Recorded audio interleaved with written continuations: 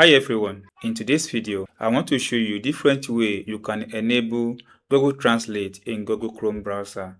Either you are using a website that is not in your language and you want to access that website as soon as possible so that you'll be able to read what is there, or you want to translate or you want to set this translate button on your device. So there are different ways you can do that. The first you have to do is that make sure you open the Google Chrome browser on your device.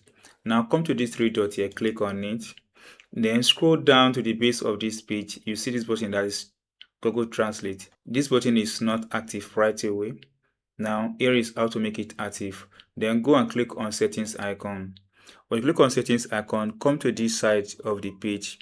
You see this button that's called language. Click on it. When you click on language, then you have yourself at this place. You can now add different languages here. You can see you have different language that you can add here. By default, I use English United States. Then there's other English and there's Chinese amplifier. Click on this button and select any language you want to add into this place. So when the language pop-ups on your browser, you're going to have access to that language as soon as possible. That is one way to add language to Google Chrome browser using the Chrome browser setting. Another thing is to come to the website like this and you have access to this site.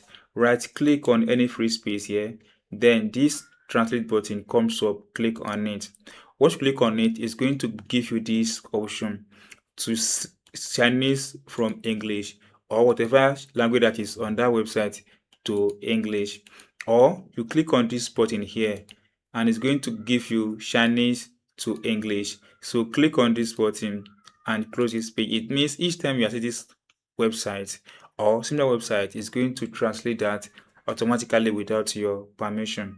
And that's all, guys. You've been able to translate any language to English on Google Chrome browser.